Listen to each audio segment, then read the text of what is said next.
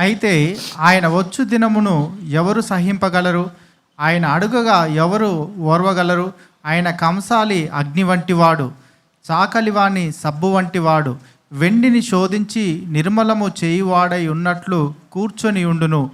లేవీయులు నీతిని అనుసరించి యెహోవాకు నైవేద్యములు చేయినట్లు వెండి బంగారములను నిర్మూలము చేయి రీతిని ఆయన వారిని నిర్మూలము చేయును.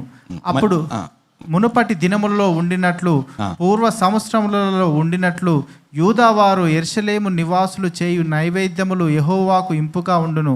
తీర్పు తీర్చుటకై నేను మీ యొద్దకు రాగా చిల్లంగి వారి మీదను, వ్యభిచారుల మీదను, అప్రమాణికుల మీదను నాకు భయపడక వారి కూలి విషయంలో వారిని, విధవరాన్లను, తండ్రి లేని వారిని బాధపెట్టి పరదేశులకు అన్యాయం చేయవారి మీదను దృఢముగా సాక్ష్యము పలుకుదునని సైన్యములకు అధిపతియగు యెహోవా సెలవిచ్చుచున్నాడు. ఏమంటున్నాడు దేవుడు? ఎలా అంట ప్యూరిఫై చేస్తాడు? కంసాలి అగ్ని వంటివాడు. కంసాలి అగ్ని. ఎప్పుడైనా చూసారా? ఎప్పుడైనా వెళ్ళారా గోల్డ్ స్మిత్ దగ్గర?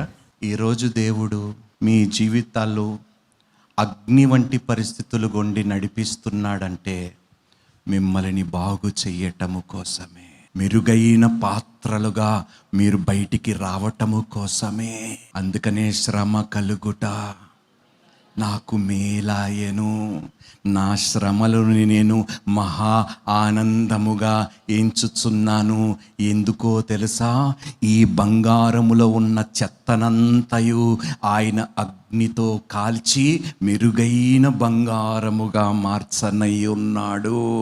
అందుకనే ఈ అగ్ని పరీక్ష నాకు దేవుడు ఏం చేస్తాడో తెలుసా? మనల్ని తీసుకొని ఏం చేస్తాడు? అగ్నిలో ఉంచుతాడు. కానీ అగ్ని తగలబెట్టకుండా ఆయనే కాపాడుతాడు.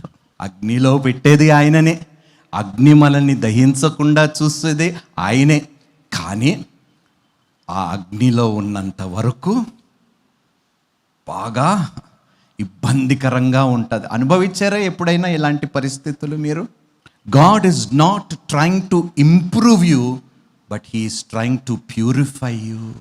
నిన్ను ఇంప్రూవ్ చేయాలని దేవుడు చూడటం లేదు, నిన్ను పవిత్రపరచాలి, నిన్ను పరిశుద్ధపరచాలని దేవుడు చూస్తున్నాడు తన అగ్ని చేత. అందుకనే ఈ వాక్యం అనే అగ్ని మనలో ఉంటే మనము శుద్ధీకరింపబడతాం, మనము సరిచెయ్యబడతాం, మనము పడిపోయినా తిరిగి లెగుస్తాం. అపవాది ఓడిపోయాడు అనేవాడు మనల్ని హేళన చేసినా కూడా హల్లెలూయా, హల్లెలూయా.